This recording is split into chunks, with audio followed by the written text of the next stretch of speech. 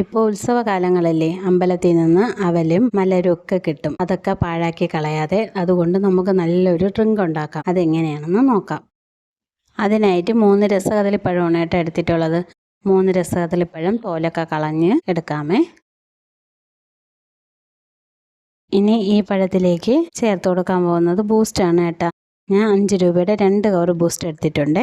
ആദ്യം ഒരു കവർ പൊട്ടിച്ച് ഈ പഴത്തിന് മീതെ ഇട്ട് കൊടുക്കാമേ. എന്നിട്ട് ഈ പഴം നന്നായിട്ട് ഉടയ്ക്കണം. ഒരു തവി എന്തെങ്കിലും വെച്ച് നന്നായിട്ട് ഉടച്ചെടുക്കണം.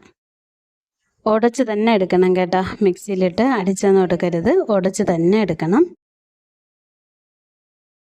പഴം നന്നായിട്ട് ഉടച്ചു കൊടുത്തു കഴിഞ്ഞാൽ ഇനി അതിലേക്ക് 1 കവർ ബൂസ്റ്റും കൂടി ചേർത്ത് കൊടുക്കാമേ. 1 കവർ ബൂസ്റ്റും കൂടി ചേർത്ത് കൊടുത്ത് നന്നായിട്ട് ഇളക്കി യോജിപ്പിക്കണം. ബൂസ്റ്റ് ചേർത്ത് നന്നായിട്ട് ഇളക്കി യോജിപ്പിച്ച് കഴിഞ്ഞാൽ ഇനി അതിലേക്ക് ഞാൻ തണുത്ത പാലാണ് കേട്ടോ ചേർത്ത് കൊടുക്കാൻ പോണത്. പാല് കട്ടയാക്കണ്ട, ഇതിന് പകരം തണുപ്പിച്ചെടുത്താൽ മതി കേട്ടോ. ഇതാ പഴം നന്നായിട്ട് ഉടഞ്ഞ് കിട്ടിയിട്ടുണ്ട്. ഇനി അതിലേക്ക് ഞാൻ പാല് കുറേശ്ശെ ഒഴിച്ചു കൊടുക്കുവാണ്. ആദ്യം കുറച്ച് പാലൊഴിച്ച് ഒന്ന് ഇളക്കി യോജിപ്പിച്ചതിന് ശേഷം വീണ്ടും ഒഴിച്ചു കൊടുക്കാം. ആദ്യം കുറച്ച് പാലൊഴിച്ച് നന്നായിട്ട് ഇളക്കി യോജിപ്പിച്ചതിന് ശേഷം അടുത്ത പാലും ഒഴിച്ചു കൊടുക്കണേ. മുഴുവൻ പാലും ഇങ്ങനെയാണ് കേട്ടോ ഒഴിച്ചു കൊടുത്താൽ മതി. കുറേശ്ശെ ഇളക്കി പഴം കട്ടകളൊന്നും ഇല്ലാതെ വന്നു കഴിഞ്ഞാൽ പിന്നെ അതിലേക്ക് ബാക്കിയുള്ള പാലും കൂടി ഒഴിച്ചു കൊടുക്കാം.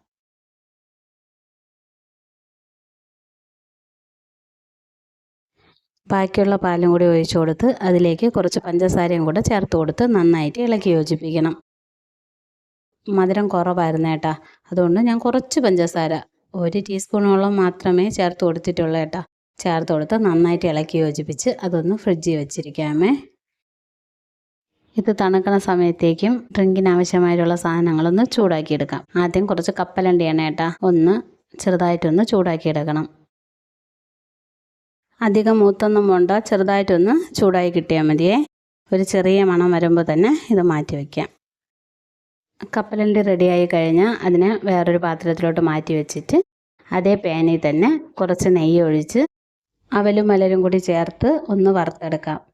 പാനിലേക്ക് ഞാൻ കുറച്ച് നെയ്യ് ഒഴിച്ചു കൊടുത്തേ. 1 ടീസ്പൂണോളം നെയ്യ് ഒഴിച്ചു കൊടുത്ത് ഞാൻ അതിലേക്ക് അവലും മലരും കൂടെ ഇട്ട് ഒന്ന് വറുത്തെടുക്കാമേ.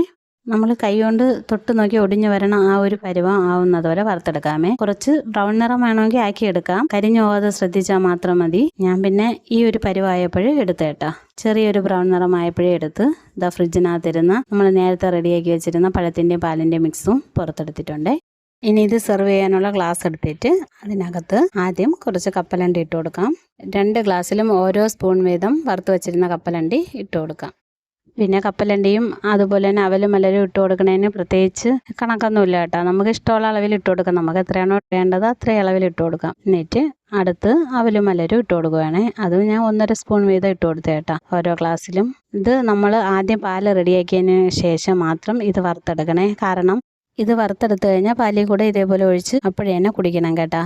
വച്ചിരുന്ന് കഴിഞ്ഞാൽ അതിൻ്റെ പാലുമായിട്ട് കുതിർന്ന് അതിൻ്റെ ടേസ്റ്റ് അങ്ങ് പോകും. അതുകൊണ്ടാണ് ഈ അവലും മലരും കപ്പലണ്ടി ഇട്ട് കൊടുത്തതിൻ്റെ മീതെ കൂടെ നമ്മൾ റെഡിയാക്കി വെച്ചിരുന്ന പഴം പാല് മിക്സും കൂടെ ഒഴിച്ചു കൊടുക്കാം. എന്നിട്ട് അതിൻ്റെ മീതയിൽ കപ്പലണ്ടിയും അവലും മലരും മിക്സും കൂടെ ഇട്ട് കൊടുത്തതിന് ശേഷം വീണ്ടും അതിൻ്റെ മീതയിൽ പഴം പാല് മിക്സ് ഒഴിച്ചു കൊടുക്കാം. എന്നിട്ട് ഏറ്റവും മുകളിലായി കുറച്ച് അവലും മലരും കപ്പലണ്ടിയും കൂടെ വെച്ച് കൊടുക്കാമേ. കുടിക്കാൻ നേരത്ത് മാത്രം അവലും മലരും ഇതേപോലെ പാലുമായിട്ട് മിക്സ് ചെയ്ത് എടുക്കുക.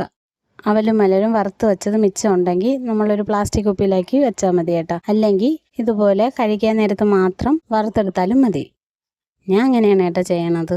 1/2 ലിറ്റർ പാലിന് എനിക്ക് ഇത്രയും അവലും മലരും കപ്പലണ്ടിയൊക്കെ കറക്റ്റ് അളവായിരുന്നേ. ഒരു 3 പിടിയോളം കപ്പലണ്ടി ഉണ്ടായിരുന്നു, അതുപോലെ തന്നെ ഒരു 4 പിടിയോളം അവലും മലരും ഉണ്ടായിരുന്നു കേട്ടോ. ഞങ്ങൾ ഈ മലരിനെ പൊരിയെന്ന് തന്നെയാണ് കേട്ടോ പറയണത്. അപ്പോൾ ചോദിക്കും മറ്റേ പൊരിയോന്ന്, അതിനെയും പൊരിയെന്ന് തന്നെയാണ് പറയണത്. പിന്നെ എല്ലാവരും കാണുന്ന വീഡിയോ ആയതുകൊണ്ട് എല്ലാവർക്കും മനസ്സിലാവാൻ വേണ്ടിയിട്ട് ഞാൻ മലരെന്ന് പറയണേനെ. ഇടയ്ക്കിടയ്ക്ക് എനിക്ക് പൊരിയെന്ന് വായി വരുമായിരുന്നു. എന്നിട്ട് ആ വോയിസ് എടുത്ത് കളഞ്ഞിട്ട് വീണ്ടും മലരെന്നാക്കി കൊടുത്തതാണ് കേട്ടോ. പഠിച്ചതേ പാടുള്ളൂന്ന് കേട്ടിട്ടില്ലേ. അപ്പോൾ ഇത് അടിപൊളി റെസിപ്പിയാണ്, എല്ലാവരും ട്രൈ ചെയ്ത് നോക്കണം. എൻ്റെ ചാനൽ ഫസ്റ്റ് ടൈമാണ് കാണണമെങ്കിൽ സബ്സ്ക്രൈബ് ചെയ്യണം. എൻ്റെ വീഡിയോയ്ക്ക് ലൈക്കും കമൻറ്റും ചെയ്ത് ഷെയർ ചെയ്യാനും മറക്കരുതേ. ഇനി അടുത്ത വീഡിയോയിൽ കാണുന്നത് വരെ എല്ലാവർക്കും എൻ്റെ നന്ദി. Thanks for watching. ബൈ.